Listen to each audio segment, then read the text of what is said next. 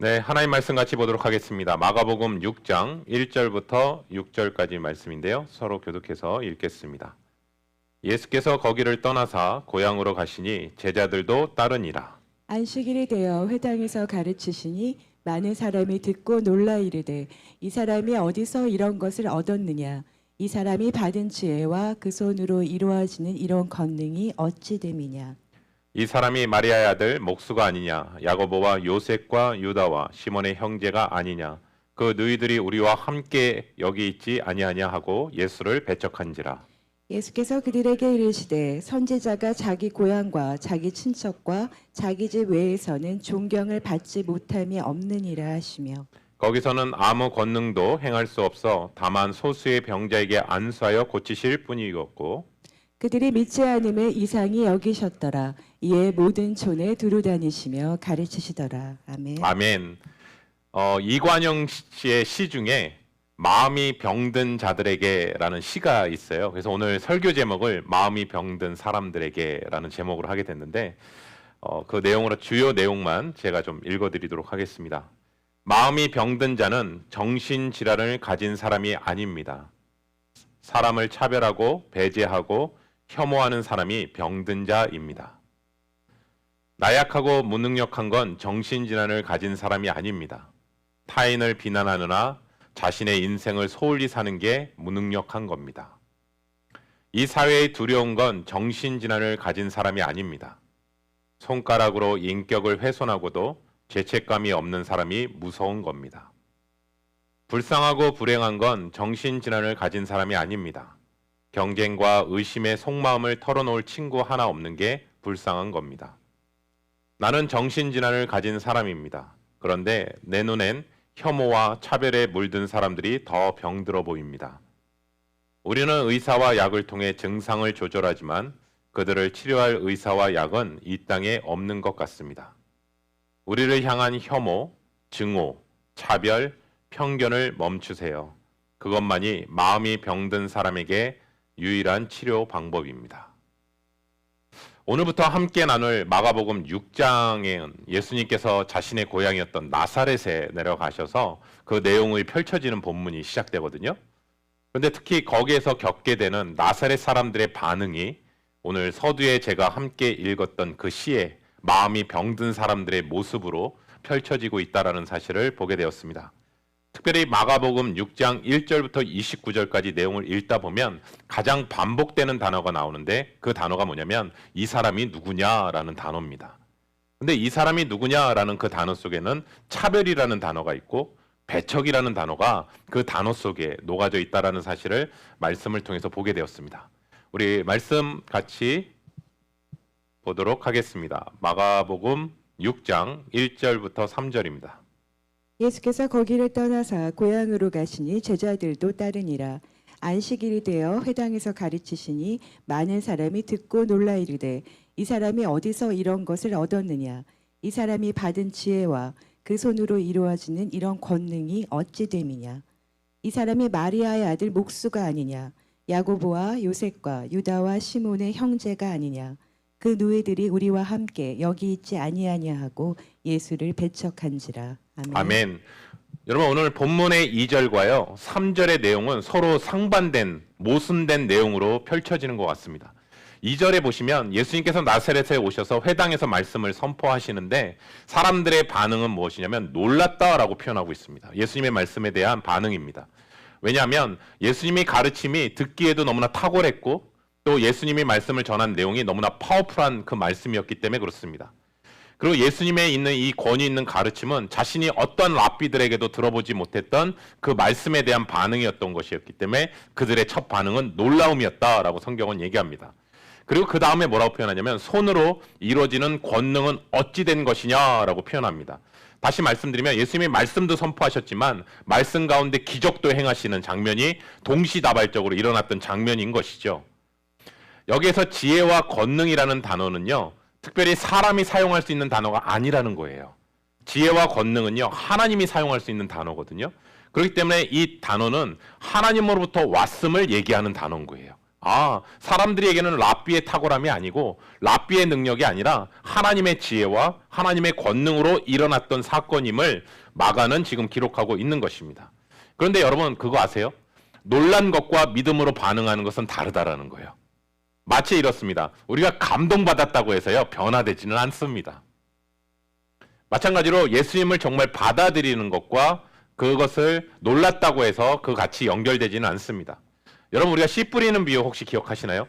돌밭에 떨어진 그 씨는요 처음에는 기쁨으로 받아들이지만 그 뿌리가 얕아서 시간이 지나서는 그 뿌리가 말라버렸다라는 것을 씨 뿌리는 비유를 통해서도 얘기하거든요. 그렇기 때문에 3절에 보시면 3절의 반응은요 2절의 반응처럼 놀랍고 너무나 그 부분들로 펼쳐지지 않고 오히려 3절은요 의심과 불신에 찬 날선 질문들로 펼쳐집니다. 첫 번째 질문은 이겁니다. 예수님은 바로 누구를 소개하냐면 마리아의 아들 목수가 아니냐라고 표현합니다. 여러분 야고보와 요셉, 유다와 시몬 그 형제들이 지금 다 있는 걸 우리가 알고 있고 예수의 누이들도 우리와 함께 여기 있는 것을 다 알고 있는데 그것을 상해서 예수님을 비하하는 발언으로 하게 됩니다. 그러니까 예수님이 그 말씀을 전했을 때는 흔들렸어요. 그런데 바로 그 흔들림을 멈추고 본인들이 생각하는 편견과 선입견으로 바로 부딪히자 거부하는 모습이 오늘 본문의 말씀인 것이죠. 여러분 유대 사회에서는요 가부정적인 사회거든요. 그렇기 때문에 누구의 아들이라는 단어를 많이 표현해요. 베드로에게도 이렇게 표현하잖아요. 요한의 아들 시모나라고 표현하잖아요. 그리고 바디메오도 디메오의 아들이라는 단어를 사용하거든요. 마찬가지로 지금 1세기의 당시에서는 어떤 사람을 얘기할 때 그 부친의 이름을 먼저 언급하면서 그 이름을 사용해요. 그게 일반적인 관습이었어요. 부친이 살아있건 죽었건 상관없이 부친의 이름을 먼저 얘기한다고요. 그런데 유일하게 엄마 이름을 얘기할 때는 언제냐면 부친의 이름을 모를 때 혹은 이 아이가 도대체 출생이 어딘지 모를 때는 어머니의 이름을 사용하게 돼요. 그렇지만 오늘 본문에 보시면 마가는 뭐라고 하냐면 마리아의 아들 목수가 아니냐라는 단어를 사용하고 있다는 거예요. 우리는 성경을 통해서 예수님의 아버지가 요셉이라는 걸 알고 있는데 나사렛 사람들의 반응은 뭐냐면 마리아의 아들 목수가 아니냐라는 단어를 통해서 그들이 가지고 있는 선입견을 마가는 지금 드러내고 있는 것이죠. 그렇게 불렸던 이유는 뭘까? 예수님은요 혼인 전에 임신을 한 사람입니다. 그러한 선입견이 다 알고 있어요. 나사렛 사람들은. 그래서 내가 너의 아버지가 누군지도 모르고 너의 출생을 대해서도 내가 모르는데 즉 사생아로 알고 있는데 너가 어떻게 그리스도가 될 수 있느냐라는 그 질문을 하는 것이죠. 그 근거는 뭐냐? 누가복음 1장 56절에 보시면 천사가 와서 얘기하죠. 성령으로 마리아가 잉태된 후에 그 다음에 곧바로 어디로 가겠냐면 사촌 엘리사벳을 찾아가게 되죠. 그래서 그곳에서 3개월의 시간을 머물게 돼요. 그리고 다시 집으로 돌아옵니다. 그러니까 적어도 요셉과 결혼했을 때 그 전에 3개월 동안은 이상은 임신한 상태였다라는 거예요. 그렇기 때문에 성령으로 잉태된 걸 알자 바로 요셉과 결혼했으면 사람들의 그 시선을 조금 더 피할 수 있었을 텐데 3개월 후에 결혼을 했으니 그 아이가 대략 5개월에서 6개월 후에 태어난 것이죠. 예수님이요. 그러니까 사람들의 시선에서는 결혼하기 전에 이미 임신한 여자고 그 출생이 누군지도 모르는 그 상황을 속에서 수근거림과 손가락질을 받고 예수님은 자라났을 거라고 생각합니다. 도대체 제 아버지는 누구야? 쟤는 사생아 아니야? 라는 그 시선을 받고 예수님이 그 마을을 그리고 내가 너의 과거를 아는데 네가 어떻게 그리스도가 될 수 있어? 라는 나사렛 사람들의 반응입니다. 그리고 여기서 목수가 아니냐라는 단어는요. 또 하나의 비아냥거리는 거예요. 요즘 말로 얘기하면 너는 신학 때도 나오지도 않았고 위대한 랍비 밑에서 배운 사람도 아닌데 네가 어떻게 이 지혜와 권능을 얻을 수 있어? 그렇게 비아냥. 그리고 목수는 그 당시에 천한 일이었거든요. 그러니까 나사렛 사람들이 바라보는 예수는 편견과 선입견과 차별과 배척이 아예 녹아져 있는 단어인 것이죠. 그러니 예수님에 대해서 귀도 닫혀 있고 눈도 닫혀 있고 들을 마음도 없는 그 부분인 것이죠. 다른 사람은 몰라도 너는 그리스도는 아니야. 이것을 얘기하는 것이죠. 근데 여러분 흥미로운 점이 또 하나 있다는 사실 아세요? 나사렛이라는 동네 자체가 정통 유대인들에게 있어서는 오히려 무시와 경멸을 받았던 장소가 또 나사렛이라는 곳입니다. 우리 말씀 볼까요? 요한복음 1장 45절부터 46절입니다. 빌립이 나다나엘을 찾아 이르되 모세가 율법에 기록하였고 여러 선지자가 기록한 그 일을 우리가 만났으니 요셉의 아들 나사렛 예수니라. 나다나엘이 이르되 나사렛에서 무슨 선한 것이 날 수 있느냐. 빌립이 이르되 와서 보라 하니라. 아멘. 아멘. 나사렛에서 무슨 선한 것이 날 수 있겠느냐라는 게 예수님의 제자 첫 나다나엘의 반응이었습니다. 제자가 되기 전에. 근데 예수님이 나다나엘 보면 이 사람은 참 이스라엘 사람이다라고 얘기하시거든요. 그러니까 유대인들의 입장에서 봤을 때는 갈릴리가요 변방이었거든요. 근데 갈릴리 안에서도 촌락 도시가 바로 나사렛이에요. 그야말로 나사렛 총국령에서 무슨 선한 것이 날 수 있겠느냐가 보통 유대인들이 바라보는 시선이었다고요. 그러면 거꾸로 얘기하면 이러한 예수님이 우리 동네에 태어났으니까 더 영광으로 여겨야 되는데 누가 누구를 지금 무시하고 있는지를 모르겠어요. 예. 그래서 예수님께서 고향에서 다 배척받았다고 마태, 마가, 누가 이렇게 표현하고 있다면 특별히 더 깊이 자세하게 다루고 있는 부분이 누가복음입니다. 우리 한번 누가복음을 보도록 하겠습니다. 누가복음 4장 16절부터 22절입니다. 예수께서 그 자라나신 곳 나사렛에 일사 안식일에 늘 하시던 대로 회당에 들어가사 성경을 읽으려고 서심해 선지자 이사야의 글을 들이거늘 책을 펴서 이렇게 기록된 데를 찾으시니 곧 주의 성령이 내게 임하셨으니 이는 가난한 자에게 복음을 전하게 하시려고 내게 기름을 부으시고 나를 보내사 포로된 자에게 자유를 눈먼 자에게 다시 보게 함을 전파하며 눌린 자를 자유롭게 하고 주의 은혜의 해를 전파하게 하려 하심이라 하였더라. 책을 덮어 그 맡은 자에게 주시고 앉으시니 회당에 있는 자들이 다 주목하여 보더라. 이에 예수께서 그들에게 말씀하시되 이 글이 오늘 너희 귀에 응하였느니라 하시니 그들이 다 그를 증언하고 그 입에서 나오는 바 은혜로운 말을 놀랍게 여겨 이르되 이 사람이 요셉의 아들이 아니냐. 아멘. 사랑하는 성도 여러분, 예수님께서 나사렛 회당에 들어가셔서 이사야서 선지자의 글을 들으시면서 약속된 은혜의 해가 오늘 너희 귀에 응했다라고 선포하시는 모습을 보게 됩니다. 이때 22절 말씀 보시면 그들이 다 그를 증언하고 라는 기록으로 돼 있어요. 그래서 킹제임스 성경에서는 이렇게 표현합니다. And all bear him witness라는 단어를 사용하고 있어요. 그것은 뭐냐면 같이 그 자리에 참석했던 사람들이 또 누구냐? 제자들이 참석을 했었거든요. 제자들이 지금 그것을 증언했다라고 얘기하고 사람들의 나사렛 회당에 있는 사람들은 그것에 대해서 탐복했다, 놀라워했다라는 표현이에요. 그러니까 예수님의 제자들이 예수님이 이 말씀을 선포하고 난 후에 제자들이 나와서 예수님이 사역하는 가운데 어떤 일을 행하셨고 어떤 기적과 놀라운 일을 행하셨는지 제자들이 다 증언했다라는 거예요. 그래서 그 장면을 통해서 사람들의 반응은 굉장히 놀랍게 여긴 것이죠. 왜냐하면 예수님의 제자들이 증인자잖아요, 사실은. 예수님이 어떤 기적들을 행하셨는지를 다 들었고 보았잖아요. 그래서 이어지는 반응에 대해서 그들이 놀랐다라고 하는 부분은 굉장히 똑같은 것 같아요. 그런데 마가복음에서 똑같이 그 다음 구절에는 이렇게 표현하는 것이죠. 이 사람이 요셉의 아들이 아니냐라고 누가복음의 저자는 또 이렇게 표현하고 있어요. 그러니까 동일하게 예수님에 대한 반응은 뭐냐면 처음에는 놀라워했지만 바로 그 다음은 선입견을 가지고 예수님을 무시하며 나아갔던 모습을 성경은 동일하게 얘기하고 있다는 것이죠. 우리 볼까요? 누가복음 4장 23절부터 27절입니다. 예수께서 그들에게 이르시되 너희가 반드시 의사야 너 자신을 고치라 하는 속담을 인용하여 내게 말하기를 우리가 들은 바 가버나움에서 행한 일을 내 고향 여기서도 행하라 하리라. 또 이르시되 내가 진실로 너에게 이르노니 선지자가 고향에서는 환영을 받는 자가 없느니라.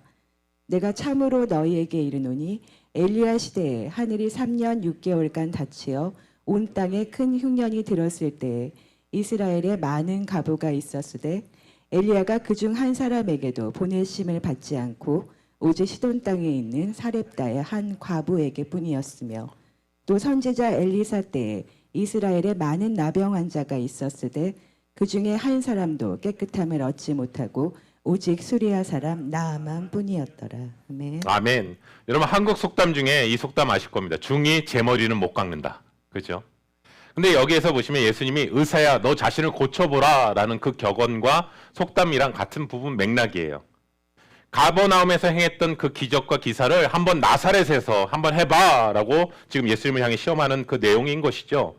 그래서 예수님은 뭐라고 표현하냐면 나사렛 사람들의 이 반응을 구약시대 때 엘리야 때의 이스라엘 사람들과 엘리사 때 이스라엘 사람들의 반응을 연결해서 지금 빗대어서 얘기합니다. 엘리야 때도 이스라엘의 과부가 많았음에도 불구하고 시돈 땅에 있는 한 과부에게만 보냄을 받습니다.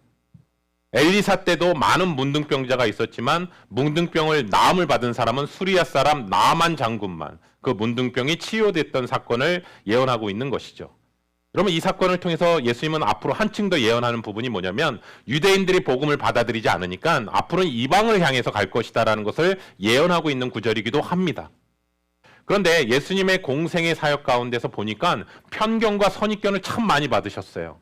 왜냐하면 예수님의 출생 배경 때문에 그리고 예수님의 고향 때문에 나사렛이라는 고향 때문에 또 예수님이 안식일을 범한다는 그러한 편견 때문에 그리고 또 예수님은 정결법을 따르시지 않는 분이라는 것 때문에 계속해서 거부당하고 배척당하는 그 모습을 성경은 계속해서 얘기합니다.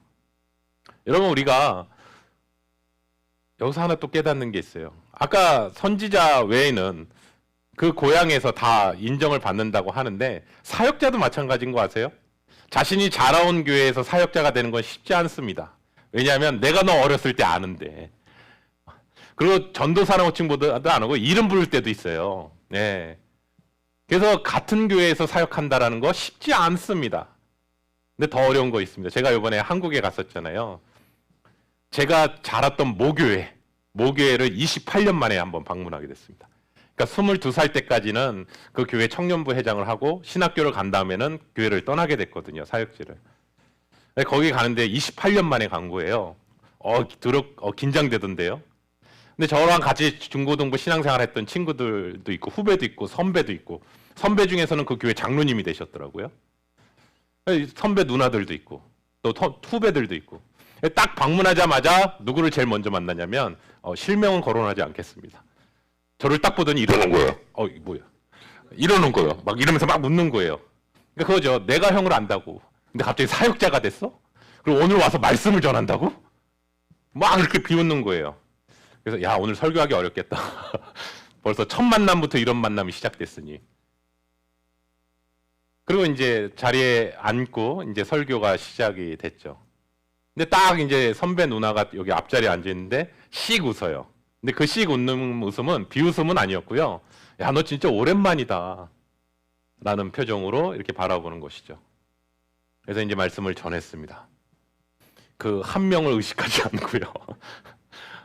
말씀을 전하고 나서 이제 성도님들의 반응은 저를 아셨던 분도 계시고 몰랐던 분들 28년 만에 첫 설교를 한 거잖아요. 듣고 나서서 이제 반응은 한 분이 이렇게 카톡을 보냈습니다. 28년 만에 하나님께서 주시는 만나의 기쁨을 느꼈습니다. 뭐 이러시고요. 처음에 들어갔을 땐 누구지 이랬는데 나올 때는 되게 이렇게 환영해 주시더라고요. 그 다음은 두 번째 교회에서는 제가 사역했던 교회 7년 동안 유학 나오기 전에 사역했던 교회에서 설교를 하니까 저를 함께했던 주일학교 교사분이 또 앉아 계신 거예요. 근데 이제 그분이 웃으면서 이렇게 들으시더라고요. 근데 6년 전에 가서 한번 설교를 했었거든요, 한국에. 근데 그분이 다 듣고 나서 이제 같이 얘기하는데 그런 얘기가 도대체 목사님 6년 동안에 무슨 일이 일어나셨길래 말씀을 통해서 굉장히 저는 도전이 됐습니다. 왜냐하면 저거는 삶으로 고백되어지는 말씀이지 그냥 지식적인 말씀. 도대체 6년 동안 무슨 일이 있었을까 이런 질문을 하게 됐다고 얘기하시더라고요. 그때 저는 속으로 얘기했죠. 알 사람이 없도다. 그거부터 다 얘기하면 뭐 시간이 더 그렇죠. 그렇게 또 반응하시는 분도 계시고 다 달라요. 그런데 공통점이 하나 있어요. 상대방이 나에 대한 선입견이 있잖아요. 그러면 그게 좋은 반응으로 나올 수도 있고 안 좋은 반응으로 나올 수 있어요. 여러분 더 정직하게 얘기하면요. 어제의 나의 모습과 오늘의 지금의 나의 모습은 다를 수 있습니다. 그런데 우리는 계속 과거의 시간으로 그 사람을 자꾸 해석하려고 해요. 아니요. 어제의 모습이랑 오늘의 신앙의 모습은 다를 수 있다는 것이죠. 그렇기 때문에 부부관계 속에서도 또 교우관계 속에서도 자꾸 어제, 과거의 모습으로 자꾸 바라본다면 우리 역시도 순간순간 선입견으로 바라볼 수 있다는 것을 보게 되는 것이죠. 근데 주님은 그러한 그들에게 뭐라고 하냐면 그때마다 하셨던 말씀이 뭐냐면 눈에 보이는 것으로 판단하지 말고 주님께서 하셨던 일로 판단을 하라고 얘기하고 계십니다. 우리 한번 볼까요? 요한복음 10장 37절부터 39절입니다.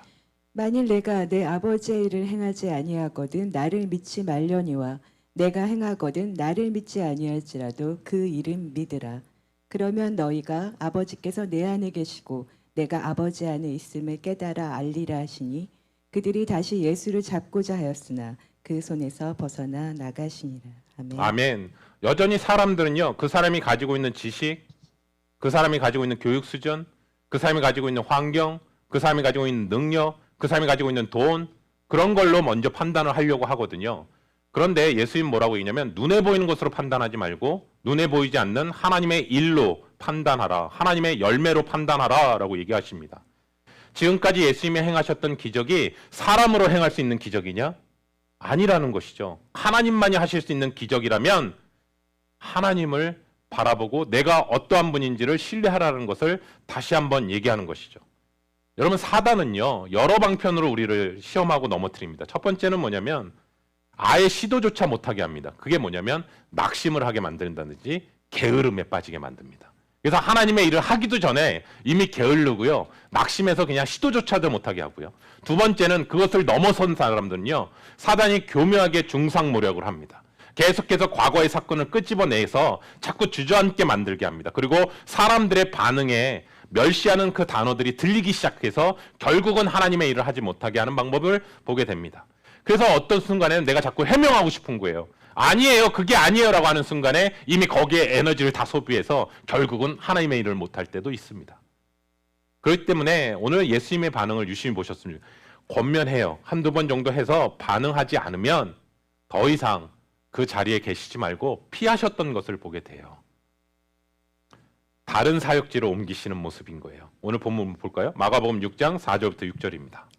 예수께서 그들에게 이르시되 선지자가 자기 고향과 자기 친척과 자기 집 외에서는 존경을 받지 못함이 없느니라 하시며 거기서는 아무 권능도 행하실 수 없어 다만 소수의 병자에게 안수하여 고치실 뿐이었고 그들이 믿지 않음을 이상히 여기셨더라. 이에 모든 촌에 두루 다니시며 가르치시더라. 아멘. 아멘. 선지자는 고향과 친척에서 존경받지 못한다. 그 당시에 누구나 아는 격언이었어요. 여러분, 예수님이 이 예를 든 선지자가 누굴까 생각해보니까 저는 예레미야라고 생각이 들었습니다. 예레미야 선지자는요, 하나님의 말씀을 가지고 이스라엘 백성들에게 울면서 얘기하거든요. 돌아가셔야 된다고, 하나님께 돌아가야 된다고. 그런데 그들은 배척했습니다. 심지어 감옥에 집어넣게 되고요. 그래서 예레미야 선지자의 별명의 닉네임이 뭐냐면 눈물의 선지자입니다. 그래서 예레미야 애가가 있잖아요. 그런데 고향에서도 이렇게 불신이 많은 상태에서 예수님께서 오늘 성경 뭐라냐면 거기서는 아무 권능도 행할 수 없어서 다만 소수의 병자들만 고치실 뿐이었더라라고 성경은 얘기해요. 여러분, 우리가 잘 알다시피 예수님은 겨자씨만한 믿음만 있어도 정말 큰 일을 행할 수 있다라고 우리가 잘 알고 있는데 오늘 여기서 보면서 또 하나 깨닫는 게 겨자씨만한 믿음도 중요한데요, 불신도 어마어마한 위력이 있구나. 예. 우리는 불신을 너무 소홀히 생각하는데 누구나 가질 수 있는 마음 아니야 라고 하는데 아니요. 겨자씨만한 믿음 못지않게 불신도 하나님의 일의 역사를 하지 못하게 하는 강력한 도구의 마음이라는 거예요. 예수님은 전지전능하신 분입니다. 능치 못하실 일이 없으신 분이십니다. 그리고 악인도 회개해서 구원받기를 원하시는 분이십니다. 그런데 예수님조차도 불신이 팽배한 곳에서는 어떠한 많은 일도 행하지 못하셨다라고 성경은 얘기하고 있어요. 예수님은 고향에 있는 나사렛 사람들이 믿음 없음으로 인해서 많은 권능을 행하시지 못했다고요. 그리고 소수의 사람들만 고치셨다고요. 여기서 권능이라는 단어는 헬라어로 두나미스라는 단어거든요. 두나미스라는 단어는 하나님의 구원의 능력을 의미하는 단어이기도 해요. 그렇다면 오늘의 본문의 이 말씀은 하나님의 권능의 능력, 하나님의 구원의 사역이 그곳에서 일어나지 못했다라는 거예요. 그냥 기사와 기적으로만 해석하는 게 아니라 하나님의 구원의 능력이, 구원의 역사심이 그 지역에서 일어나지 못하고 있었다라는 것을 얘기하는 것이죠.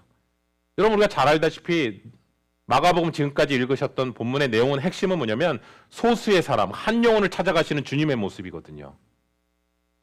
거라사인 광인을 만나기 위해서 광풍을 뚫고 가신 예수님. 그리고 회당장 야이로, 많은 사람들이 예수님을 기다리고 있었지만 특별히 회당장 야이로가 자신 앞에 나와 무릎 꿇으며 자신의 딸을 살려달라고 하실 때 그 회당장 집으로 가시는 예수님. 그렇죠? 그 과정 속에서 혈루병 여인이 갑자기 끼어들어서 그 여인을 고치시는 예수님. 한 영혼에 대한 부분들을 계속 얘기하거든요. 그런데 여기에서도 역시 예수님께서 가버나움에서 나사렛까지의 거리가 40km거든요. 근데 이 40km로 오셨던 이유는 이 소수의 사람들을 낫게 하시기 위해 그 자리에 오셨던 것이죠.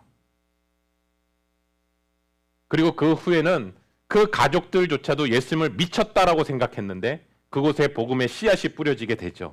그래서 우리가 잘 아는 야고보서를 쓴 예수님의 형제 야고보, 유다서를 쓴 예수님의 형제 유다, 그들에게 있어서 언제 맺혀질지 모르지만 예수님이 움직이는 곳마다 복음의 씨앗을 뿌렸던 것을 우리는 성경을 통해서 보게 되는 것이죠. 그런데 저는 오늘 말씀을 통해서 우리 한번 진지하게 보셨으면 좋겠어요. 예수님은 자신이 누구인지 알려주시기 위해 기적을 베푸시기도 하시지만 예수님에 대한 바른 믿음이 없으면 기적을 제한하시는 것도 보게 됩니다. 중요한 것은 치유 자체가 아니라 치유를 베푸시는 분이 누구신지를 아는 게 더 중요하다는 거예요. 예수님이 누구신지에 대한 바른 인식이 없잖아요. 그 상황에서 기적이 일어나면 전혀 나사렛 사람들에게는 도움이 되지 않습니다. 마태는 이렇게 표현합니다. 그들이 믿지 않음으로 말미암아 거기서 많은 능력을 행하지 않으셨다. 저는 이 말씀을 묵상하면서 이렇게 삼위일체 하나님이라고 들어보셨죠? 성부 하나님, 성자 하나님, 성령 하나님. 근데 이 삼위일체 하나님은 서로 관계를 맺고 계세요. 그리고 서로 사랑의 교류를 나누세요. 인간을 구원하시고자 하는 하나님의 뜻을 예수 그리스도께서 성육신하셔서 순종하시고 십자가에 달려 부활하심으로 말미암아 성령이 오시고 나서 성령이 하셨던 일은 예수 그리스도를 증언하는 일을 하시거든요. 그래서 서로가 서로 연결돼 있어요.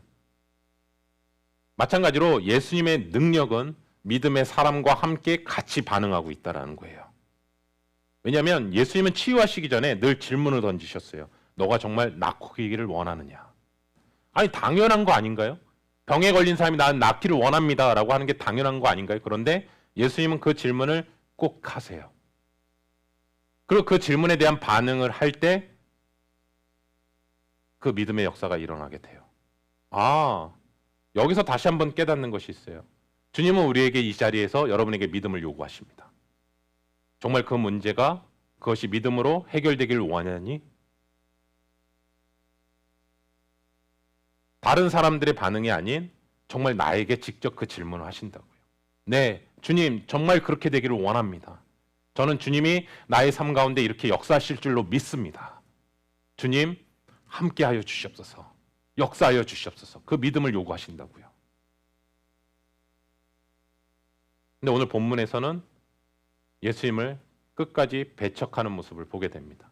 그래서 예수님은 소수의 사람들, 병낫기를 간절히 원했던 그 소수의 사람들은 고치신 것을 보게 됩니다. 그런데 주님이 너무 안타까우셨어요. 자신의 고향이잖아요. 그들 향해서 하나라도 더 가르쳐주고 싶으셨을 거 아니에요. 그래서 훈계하는데 오히려 그들은 회개하지 않고 더 분노해서 예수님을 죽이려고 달려듭니다. 그런 상황 속에서 주님은 많은 기적을 행하지 못하셨던 이유는 그들이 원하지 않았다라는 거예요. 6절에 보시면 이런 표현이 있어요. 그들이 믿지 않음을 이상히 여기셨다. 믿지 않음을 이상히 여기셨다. 여기서 이상히 여겼다라는 단어가 헬라어로 따우메드조라는 단어를 사용하거든요. 따우메드조는 뭐냐면 놀라워하다라는 의미인데요. 신약 성경에 보시면 딱 2번만 사용되어 있어요. 이 단어를 예수님께서. 이거예요. 지금 여기서 놀라워하다라는 거는 어떻게 이렇게까지 안 믿을 수 있지?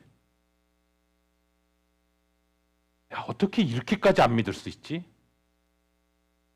반면에 또 한 번 사용된 단어가 있다 그랬죠. 이 단어가 백부장을 믿으며 종의 하인을 놓고 낳고자 왔는데 아니요 주님 우리 집에 오실 필요 없습니다. 말씀만 해도 내 종이 나올 거라고 믿습니다. 그때 예수님께서 놀랍게 여기시며, 이 단어도 따우메드조라는 단어예요. 딱 2번 사용하게 되거든요. 그러니까 믿음 안에 있는 우리도 정직하게 얘기하면 2가지 반응인 거예요, 사실은요. 첫 번째는 뭐냐면 흔치 않는 믿음으로 말미암아 주님이 놀라실 수도 있고, 또 하나는 불신자와 같은 마음 상태로 주님이 놀라워하실 수 있다라는 거예요.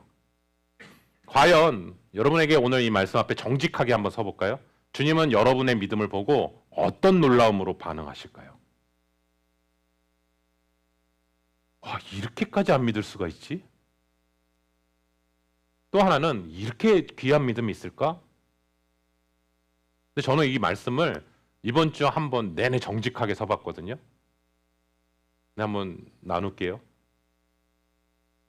절박하게 하나님을 찾지 않고도 하나도 불편하지 않는 나의 모습을 보면서 어떻게 이렇게까지 안 믿을 수 있는 사역자가 있지? 왜 전혀 불편해하지 않지? 또 하나의 질문이 이거예요. 신앙의 가문과 직분과 전통, 내가 3대째 크리스찬이고 내가 사역을 이렇게 하고 있고요, 내가 목사고요, 이런 거에 있어서 마치 내가 그래도 신앙생활 잘하고 있는 그 착각하는 그 믿음을 보시고 주님이 어떻게 이런 믿음 상태까지 됐지?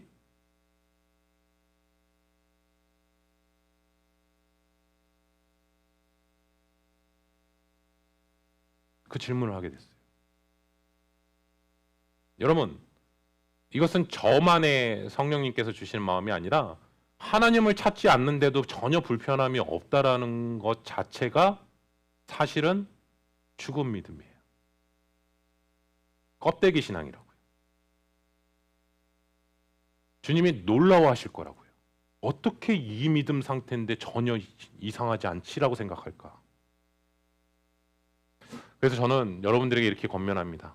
주님이 백부장을 향해 놀라워하셨던 그 믿음으로 나아가시기를 예수 그리스도 이름으로 축원합니다. 야, 어떻게 이런 믿음이, 더 구체적으로 단어 사용할게요. 만약에 성경의 외경으로 얘기한다면 휴스턴에서 이만한 믿음을 본 적이 없다 내가. 네, 휴스턴에서 이만한 믿음을 본 적이 없다. 이런 고백이 정말 흘러넘치기를 예수 그리스도 이름으로 축원합니다. 우리 자와합 인사해. 휴스턴에서 이만한 믿음 못 봤습니다. 예, 예, 정말 이만한 믿음 못 봤습니다. 예. 야, 휴스턴에 이러한 믿음이 있는 사람이 있단 말이야. 네. 예.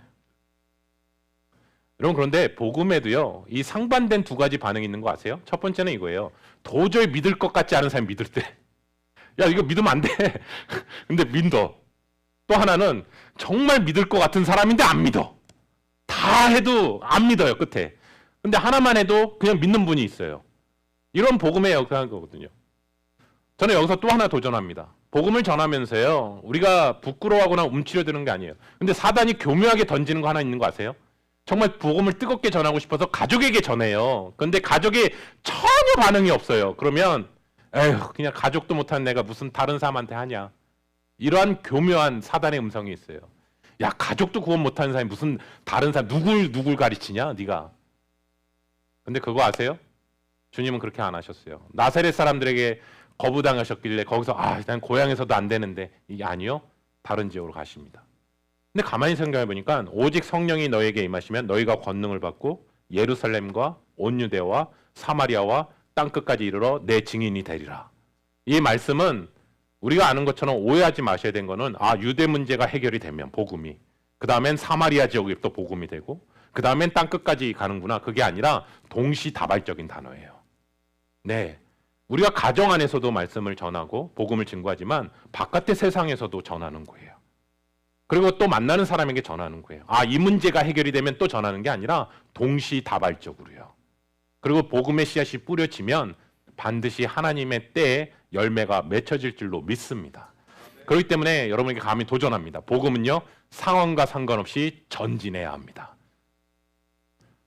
저는 우리 귀한 성도님들에게 오늘 말씀을 통해서 정말 주님께서 귀하게 놀라운 믿음, 계속해서 전진해 나간다는 사실을 늘 잊지 않고 나아가시기를 예수 그리스도의 이름으로 축원합니다. 기도하겠습니다. 사랑의 하나님, 오늘 말씀을 통해서 정직하게 하나님의 말씀 앞에 서게 됩니다. 주님이 우리의 모습을 보면서 어떤 모습에 놀라워하실지, 내가 그동안 너와 함께 했고 너에게 기사와 이적과 하나님의 동행하심을 정말 인생 가운데 많이 펼쳐지고 보여줬는데 여전히 순간순간마다 의심하고 자꾸 뒤를 돌아보게 되고 세상의 마음을 뺏겨 있는 그 모습을 보며 왜 여전히 믿지 않지라고 하는 주님의 안타까운 음성인지, 아니면 주님의 한 말씀이라도 그 약속의 말씀을 신뢰함으로 그 말씀을 지켜 행함으로 나아가는 믿음의 모습에 오히려 주님은 놀라워하실지 다시 한번 말씀 앞에 정직하게 서는 시간이 되기를 원합니다. 하나님, 우리 귀한 성도님들 한 분 한 분에게는 하나님께서 귀하게 여기시고 놀라운 믿음으로 반응하실 줄로 믿습니다. 하나님께서 너무나 사랑하시는 우리 귀한 성도님들, 순간순간 사단이 우리로 하여금 낙심케 하고 우리의 믿음을 흔들어 놓을 때가 있지만 오늘 말씀을 다시 한번 기억하며 예수님께서 그들을 향해 반응하셨던 것처럼 그 마음에 계속해서 마음이 눌려있거나 뺏기지 않게 하여 주시고, 주님이 더욱더 바라보셨던 잃어버린 영혼들을 향해 계속해서 복음이 전진됐던 것처럼 우리 귀한 성도님들의 입술을 통해서 가정 안에서나 직장 안에서나 사업장 안에서나 만나는 사람들에게 있어서 복음이 증거되는 우리 귀한 입술로 주님 붙들어 주시옵소서. 하나님, 더욱더 기도합니다.